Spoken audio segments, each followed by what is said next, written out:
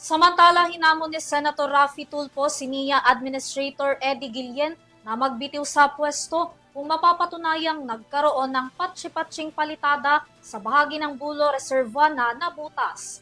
Ang hamon ng senador ay nag-ugat sa interpolation nito sa pagitan ng NIA ng natuklasang may mga irrigation project sa ilang lugar na mabilis masira kapag dinaanan ng mga bagyo. Tunghayan ang kabuuan ng balita sa aking report. Sa nagpapatuloy na pagdinig ng mga senador sa 2026 proposed budget ng National Irrigation Administration o NIA na may kabuuang pondo na 54.79 billion pesos, kinwestiyon ni Senator Raffy Tulfo ang tila madaling pagkasira ng mga irrigation project ng NIA sa ilang lugar, gayon din ang hindi pa tapos na proyekto. Sa isang presentasyon na ipinakita ng senador, partikular na tinukoy dito ang butas at bitak-bitak na bahagi ng Bulo Small River Irrigation Project sa Bulacan, gayon din ang Maclalon Small Reserva Irrigation Project sa Barangay Vista Hermosa, Macalelon sa Quezon at Balog-Balog Multipurpose Project Phase 2 sa Tarlac City, kung saan makikita sa video ang isinagawang inspeksyon ng tanggapan ng senador noong 2022, 2023, 2024 at hanggang ngayong 2025 na tila ang bahagi ng bulo ay nabutas at tinagpian lang na agad ding nababakbak kapag tinusok.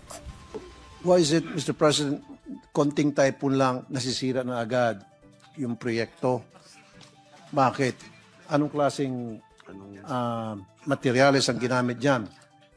Substandard ba? O super mega substandard materials? Kasi kunting hangin lang, kunting bagyo lang, signal number 1 lang, number 2, giba na agad.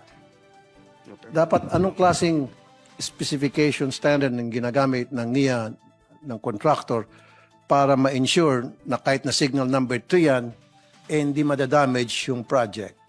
Bakit pag signal number 2 lang, damage na agad? So, ganun ba lahat ng mga proyekto, irrigations ng NIA?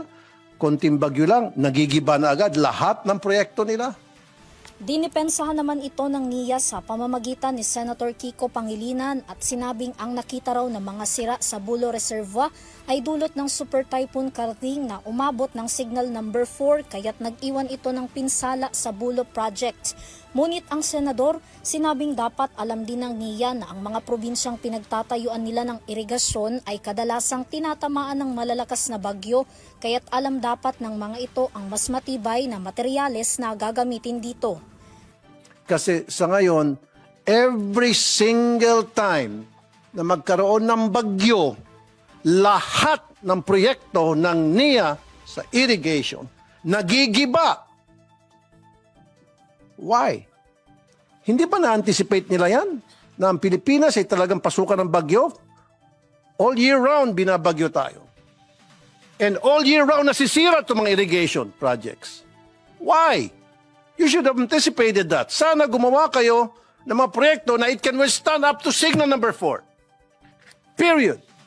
Sa kabila nito, binigyang diin naman ng NIA na ang mga ipinakitang sira sa paligid ng Bulo Reserva ay hindi patse-patseng palitada kundi gumamit daw sila dito ng steel casements. Nagpahayag din ang ahensya ng kahandaang magsagawa ng internal investigation at magpunta sa Bulo Irrigation upang makita ang personal na suliranin at makakalap ng mga impormasyon na kaagad din daw nilang isusumite sa tanggapan ni Senator Tulfo. Hinamon naman ng pagbibitiw sa pwesto ng senador si NIA Administrator Engineer Eddie Guillen kung mapatunayang patse-patse ang ginawa sa butas ng bulo. So, I give you a challenge. Pupunta tayo, staff ka staff mo. Pag napatunayan na patsi-patsi lang ginawa, someone has to resign. Are you willing to resign? Challenge taken. Good. Samantala, matatandaan na ang hinihinging pondo ng NIA para sa 2026 ay nakatuon sa konstruksyon, rehabilitasyon at monitoring system ng mga irigasyon sa buong bansa.